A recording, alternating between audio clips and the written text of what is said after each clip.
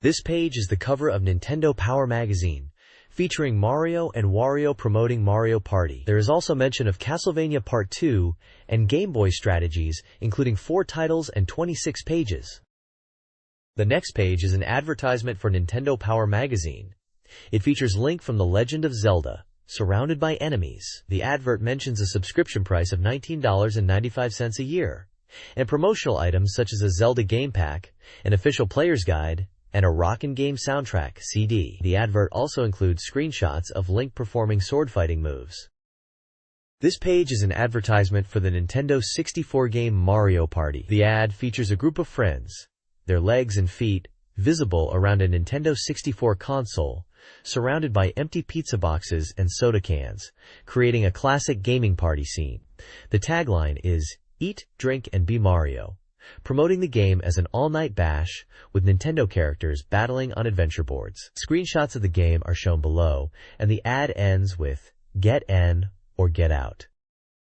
The next page is the magazine's contents page, featuring Mario Party as the main focus for Volume 117, February 1999. The page lists the strategy section, which includes games like WCW Nitro, Legend of Zelda Ocarina of Time Part 3, Penny Racers, Castlevania Part 2, Snowboard Kids 2, Hexite, Turok 2, Legend of the Sea King, and Shadowgate Classic. Special features preview Rayman 2, Beetle Adventure Racing, Vigilante 8, and Pokemon Link Cable Special.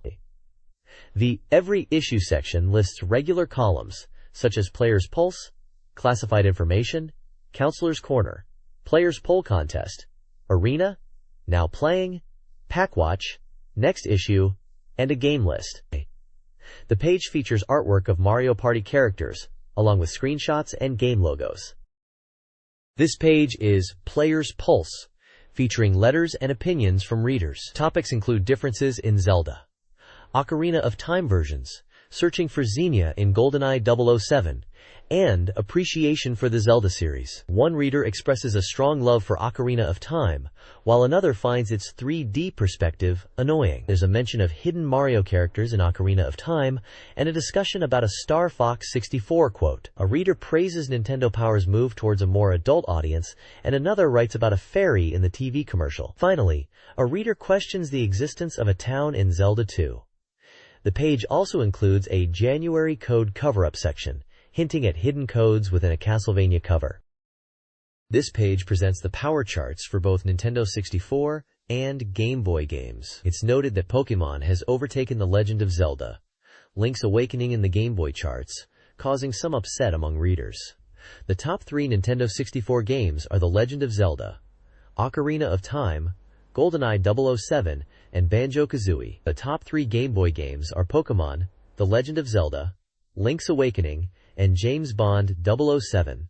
A section called Most Wanted highlights upcoming games like The Legend of Zelda, Ocarina of Time, Nintendo 64 Disk Drive, and South Park for the N64. There's also a Life in the Fast Lane segment about Eduardo Martinez, a young bowling enthusiast who excelled in a tournament. A reader shares an issue with sound effects when playing Galaga/Galaxian on Game Boy Color. And there's a piece of fan art featuring Zelda characters. Finally, there are phone directory listings for Nintendo Power subscriptions and a game counselor hotline, as well as contact information for the Nintendo Power Source website. This page is a walkthrough and explanation of the Mario Party game for the Nintendo 64. It welcomes players to Mushroom Village, detailing key locations. These include the Warp Pipe, which starts the game, the Option House for configuring sounds, the Mushroom Bank for depositing coins and stars, the Mushroom Shop for buying items, the Minigame House for practicing minigames, and Minigame Island for a single-player challenge. The page also highlights that playing with more players leads to more stars and coins, and encourages players to practice their skills before challenging friends.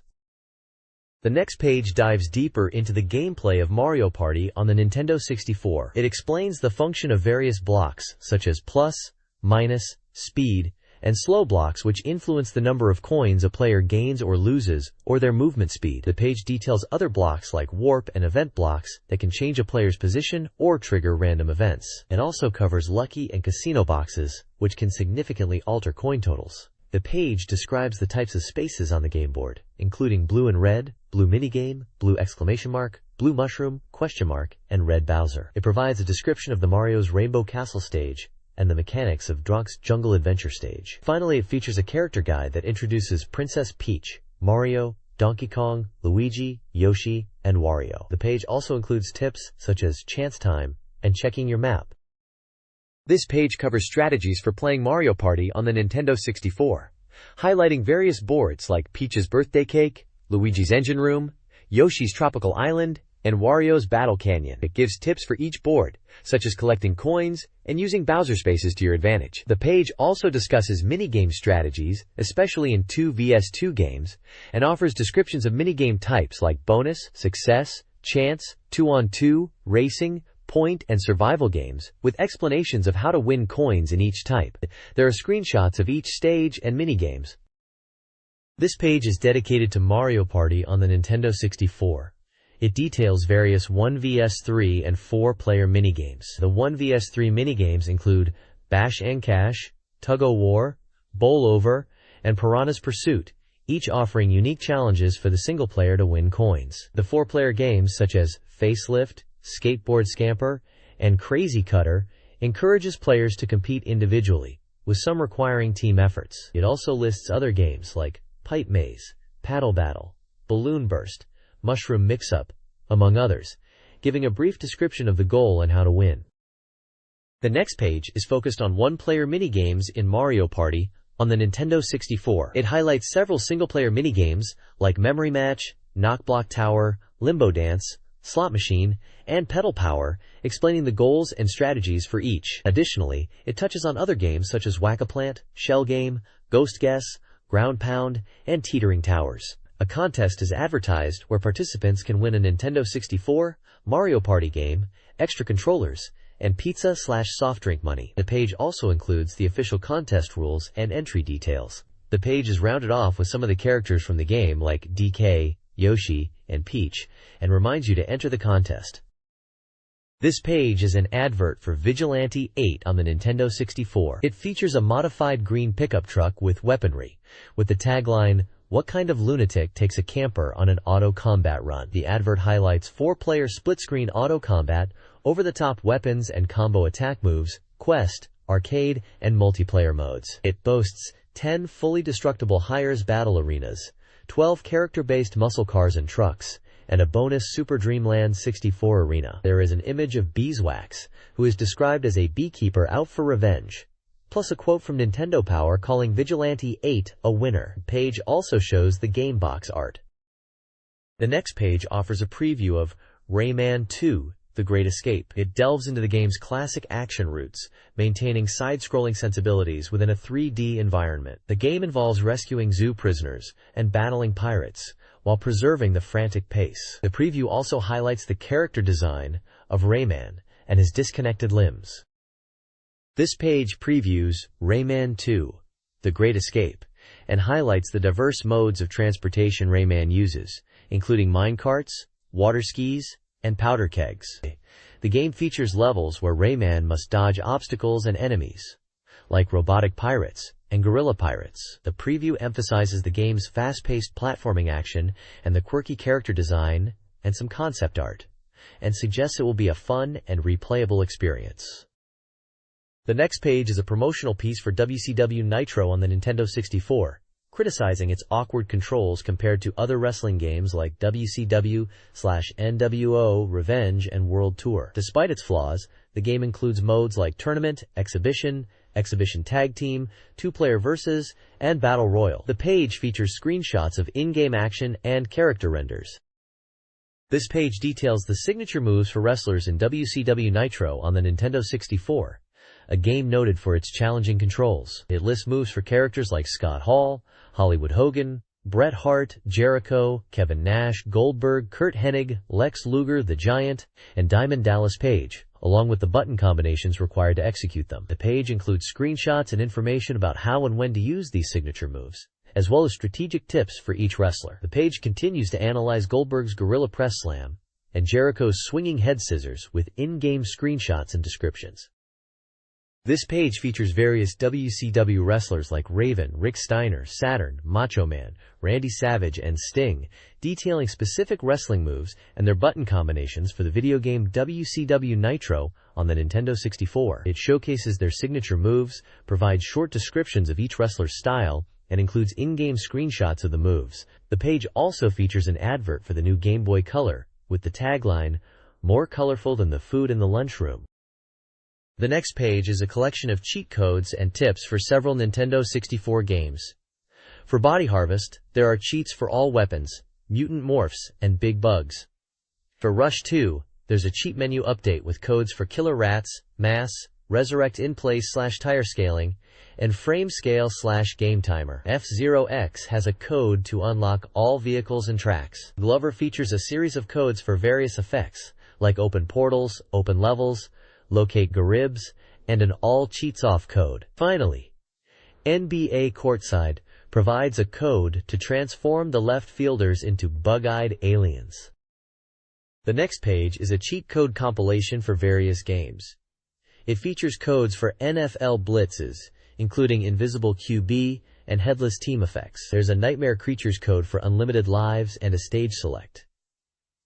Milo's Astro Lanes has power-up codes like Clone Ball and Turbo Ball. WWF Warzone has code corrections and Men in Black.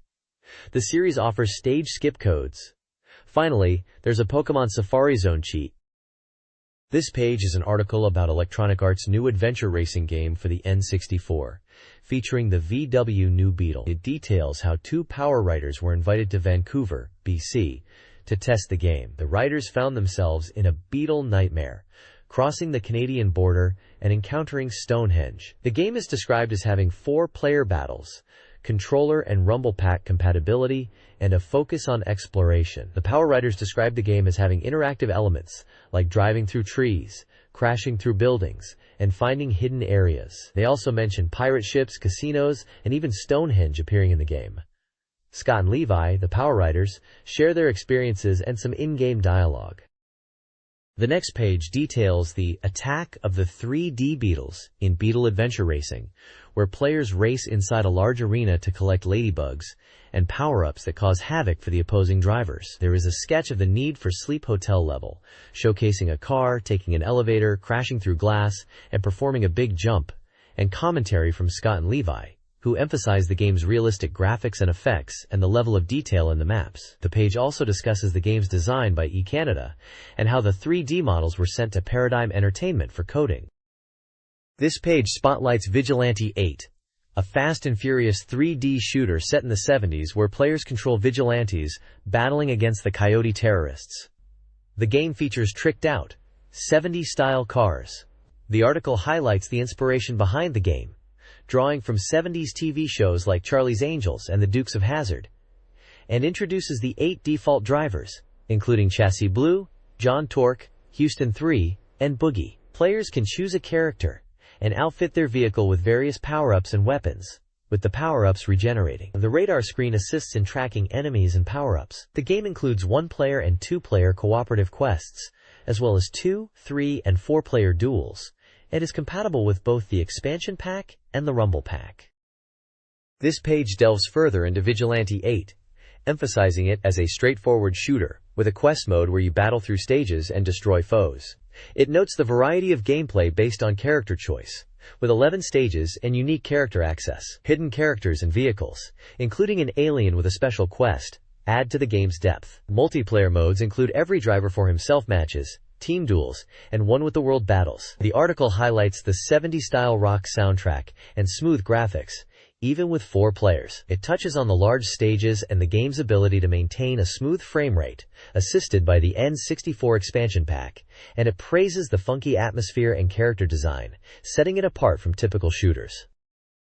This page is an advertisement for the game Fighting Force 64. It features screenshots of the brutal 3D action and a quote, emphasizing the importance of always carrying a spare, referencing the game's weapon usage. The ad promotes the game's intense gameplay and the ability to use almost any object as a weapon in the urban setting. It includes the game's logo, the Eidos Interactive logo, and the Nintendo 64 logo. The next page details the mask trading side quest in The Legend of Zelda: Ocarina of Time.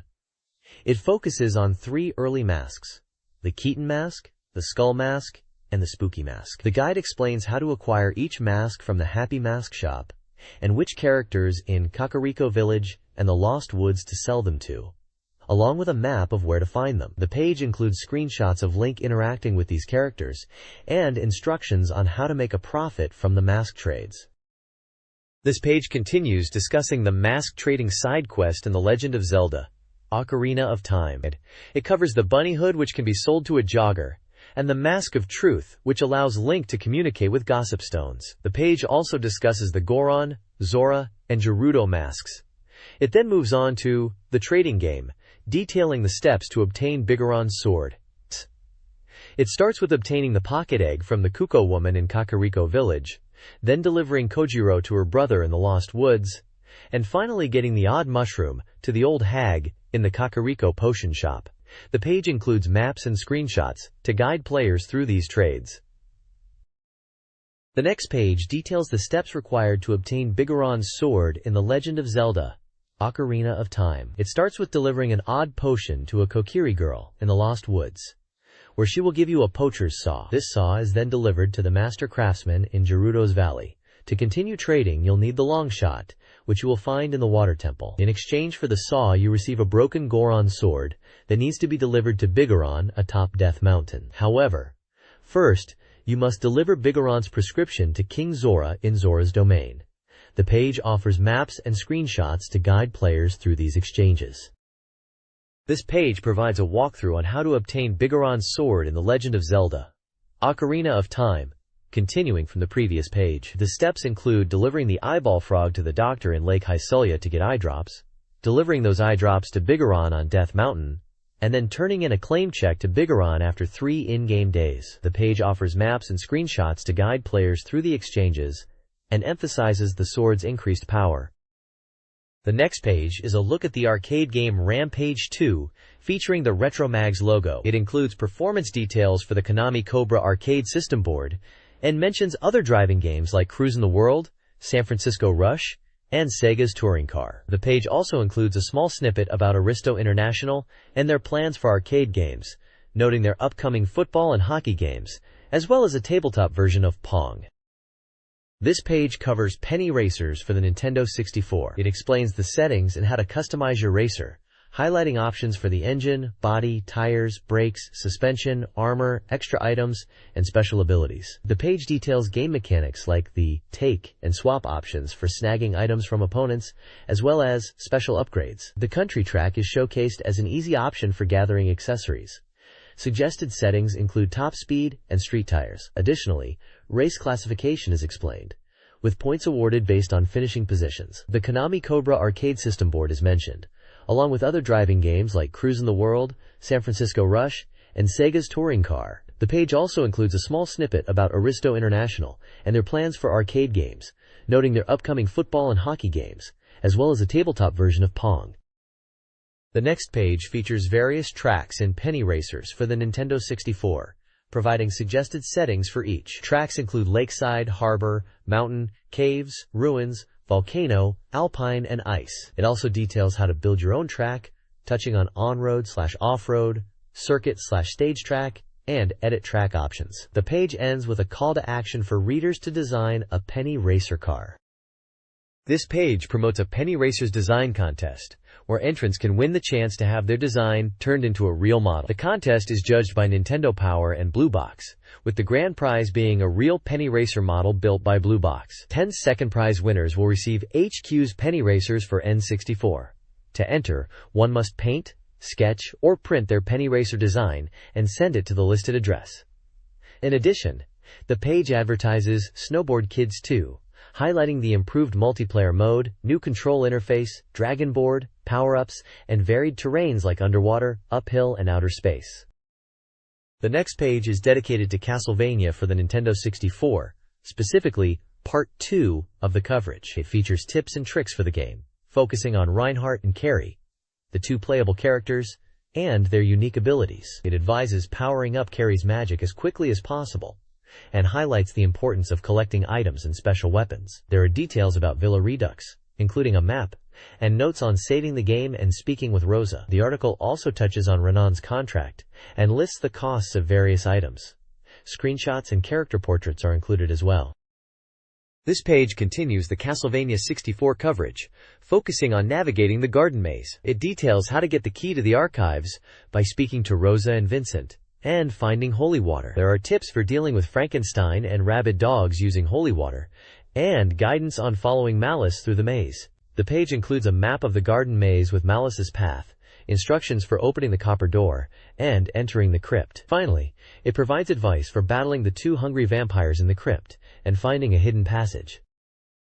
This page features maps and tips for Castlevania 64, specifically covering Reinhardt's Tunnel and Carrie's Waterway. It includes guidance for navigating the tunnels, dealing with enemies like razor blades, spider women, trogs, and waterfalls. The page also details the elevator movements between floors and the locations of key items and switches. The final section mentions the day door and the meeting with Actrice the Witch, setting up the next stage of the game. This page is an advertisement for Magical Tetris Challenge.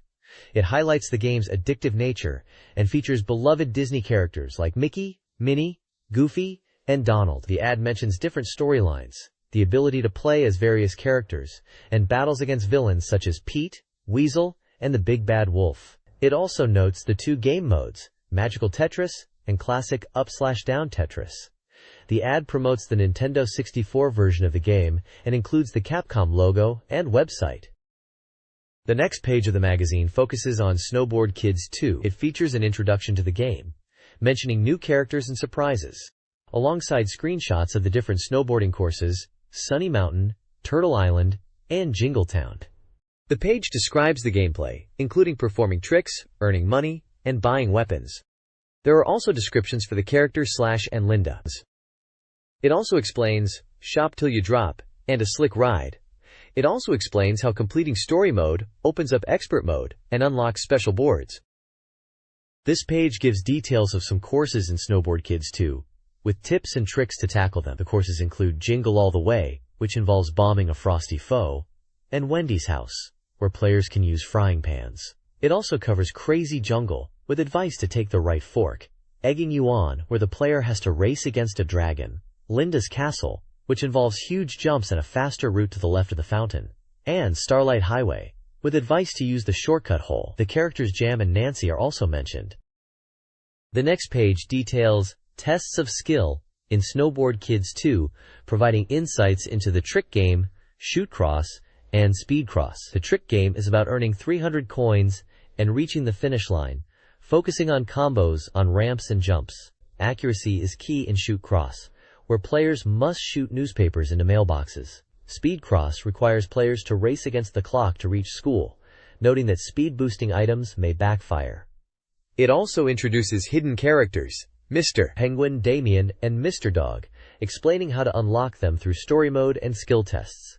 Brief character descriptions are given for Tommy and Wendy. The Cold Comfort section describes Damien's robotic tank. This page is an advertisement for the Game Boy Color and games Gex, Enter the Gecko, Men in Black, the series, and Pitfall, Beyond the Jungle. It includes a gamer's aptitude test, with humorous questions related to the games. The ad highlights that these games are brand new titles for the Game Boy Color, and they feature special in-game animations, and are backwards compatible with older Game Boy systems. The next page presents Hexite, a new puzzle game from UBI Soft for the Game Boy Color. The goal is to score more points than your opponent while revealing hexagons. It outlines 4 modes of play: 1-player, 2-player, linked game, and level game, each offering unique challenges. The page details 2-player mode, mentioning the option to link 2 Game Boys or use a Super Game Boy adapter for play on a Super NES. It also describes practice mode, which is designed to help players build strategy and learn game basics. There are also stats to improve your gameplay through the level game mode. This page delves into the features and strategies of Hexite. It explains the scoring system, emphasizing the importance of creating new moves and earning points for each side of a piece that touches an already played space. The page details legal and illegal moves, bonus points, and the luck off the draw aspect. It also offers strategic advice, like getting rid of large pieces first, checking your stock of pieces, and trying to get the most sides. Skill levels are outlined, with the goal to reach Master Class. The instant replay feature is also highlighted, which allows players to save up to 30 rounds of action. Finally, the page concludes with a brief review, calling Hexite a challenging puzzle game that will appeal to puzzle fans. The next page is about Turok 2, Seeds of Evil for the Game Boy Color. It introduces Turok, a dinosaur hunter, and outlines the objectives for both Level 1 and Level 2. Level 1 tasks include picking up the light burden, defeating hidden dinosaurs, and entering the Lost Land. Level 2's objectives are more extensive, including finding a bow, entering various gates, hitting a switch, riding a raptor, and fighting a triceratops. The page features screenshots and gameplay tips for navigating the Lost Land and defeating enemies, with a legend detailing health, armor, extra life, weapons, and ammo. This page provides a walkthrough for levels 3 and 4 of Turok 2, Seeds of Evil on the Game Boy Color. Level 3 objectives include hitting switches, entering gates to different areas, picking up the shotgun and minigun, and riding a canoe. Level 4 involves picking up the fusion gun, entering more gates, hitting switches, and ultimately exiting to face the giant worm. Screenshots show the level layouts, enemy placements, and item locations, with a legend providing information about items like health, armor, and weapons. The page also offers tips for navigating the terrain and defeating enemies. This page presents walkthroughs for levels 5 and 6 of Turok 2, Seeds of Evil on the Game Boy Color. Level 5 guides players through the Amaranthine base, focusing on switch activation, gate entry, weapon acquisition like the fusion cannon and particle accelerator, and navigating a maze to reach the raptor. Level 6 involves platforming, switch activation, gate traversal, and defeating a Sterodon, instructing players to use their existing arsenal effectively. Screenshots detail level layouts, enemy positions, and item locations. A legend explains the function of items like health, armor, and weapons. Additional tips are included for surviving enemy ambushes and conserving ammunition.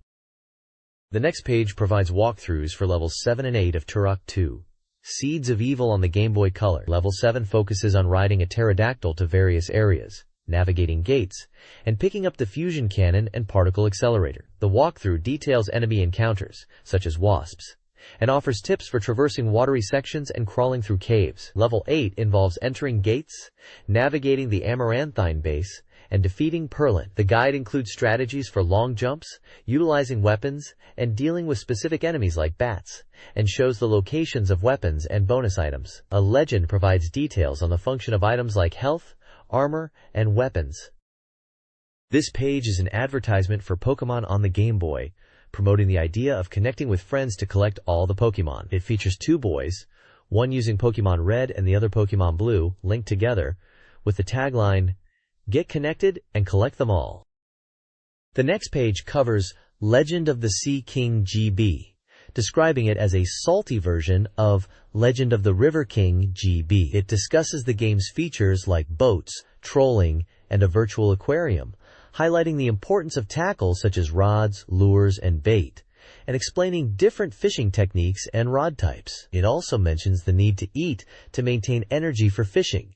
Screenshots show gameplay and virtual aquarium aspects. This page provides maps and details about Legend of the Sea King GB, focusing on different fishing locations like the shore, beach, coast, and ocean. It gives a fish key for each area, listing the types of fish you can find. The page also offers tips on obtaining a canoe and side quests, such as helping a fisherman record his catches and interacting with an old man on an island. Finally, it warns about encounters with attacking sea cucumbers and briefly mentions catching special fish like Alfonsino and horned sharks.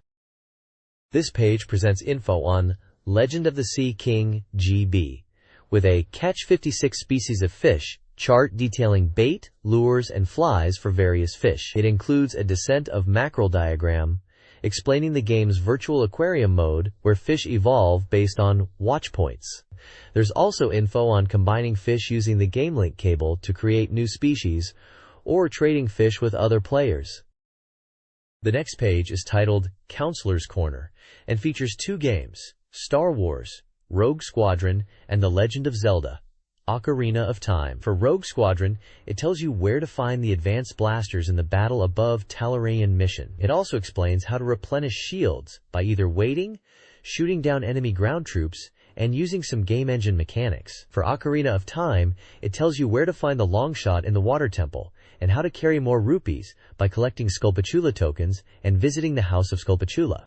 Finally, it details how to defeat Phantom Ganon by using arrows, the hookshot, and deflecting his magic bolts with your sword. This page features strategies for 3 different games.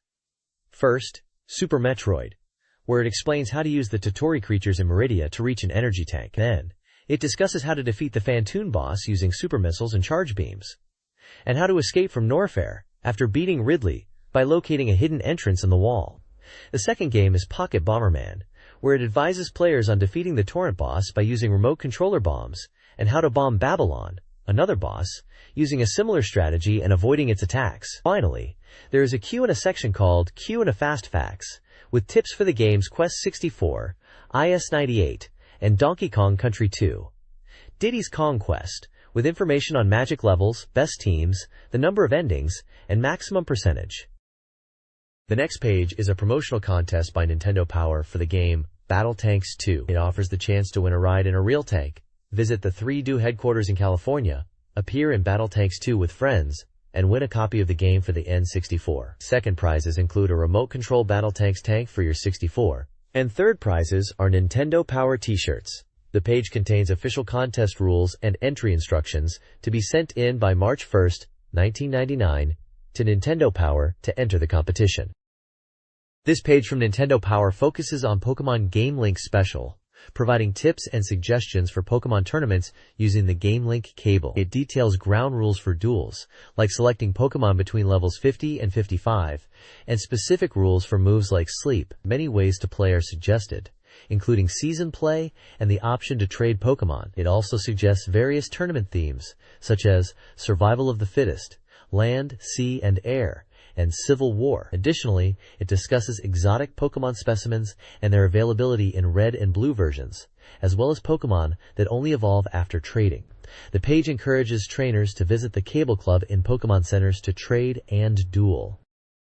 The next page offers advanced dueling techniques for Pokemon Game Link Special. It details which Pokemon are powerful and which types have the most advantages, such as fire types over ice types. The page recommends Pokemon and special attacks to use against different types, such as Parasect against psychic types, and Marowak against electric types. Also, Jolteon is recommended against flying types. It also describes strategies for dealing with various combat situations like facing Ghost, Ice, Fire, and Dragon-type Pokemon, recommending specific Pokemon and moves. The page also lists the top 10 Pokemon in 6 skill categories, like Most Powerful, Most HP, Best Attack, Best Defense, Quickest, and Most PPS, with Mewtwo topping multiple categories. Finally, it suggests tactics for leveling the field against opponents with strong Pokemon by using special abilities and attacks against specific types, such as powerhouses, tanks, juggernauts, speedsters, diehards, and specialists.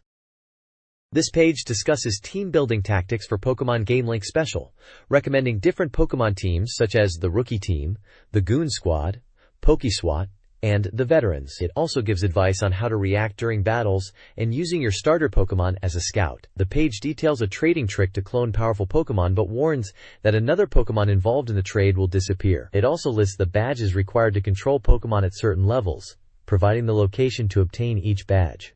Finally, the page explains that some Pokemon are only available in either the red or blue versions of the game and lists Pokemon exclusive to each version, and Pokemon that evolve only after they are traded.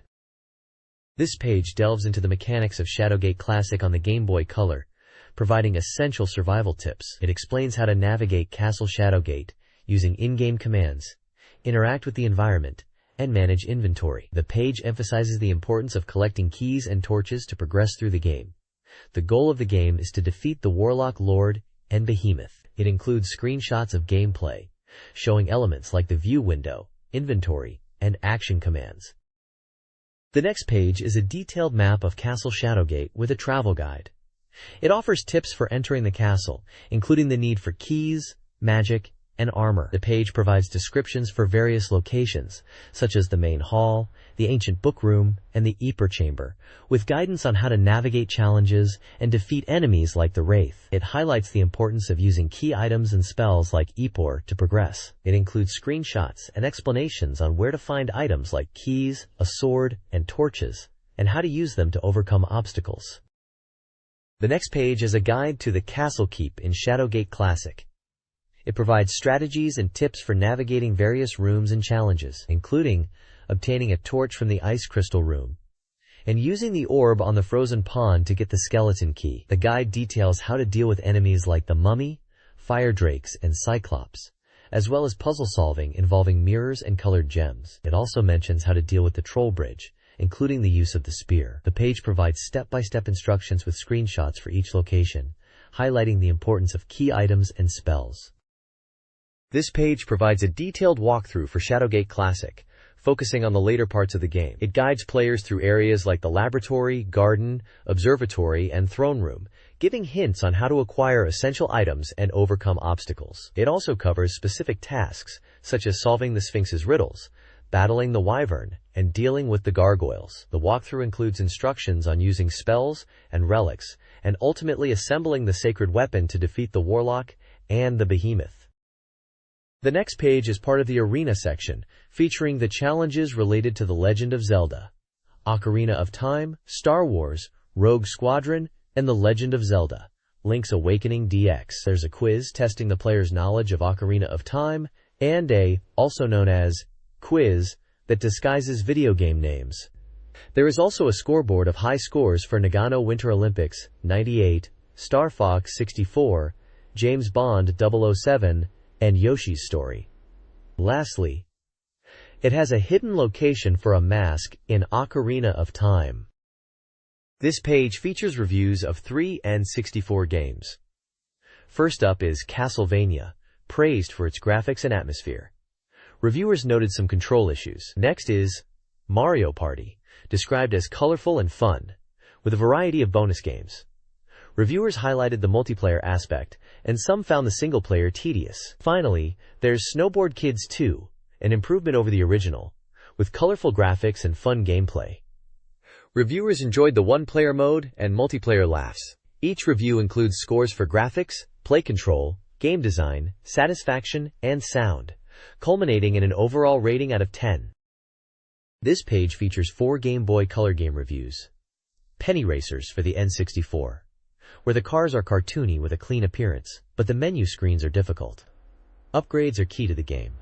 The track editor is a highlight, and there is a Mario Kart element. Mario Land 2 has gorgeous graphics, excellent character control, and the game is identical to the original release with enhanced Game Boy Color palettes. Then we have WCW Nitro for the N64. Graphics are the strength, but awkward controls are present, and there are 6 play modes.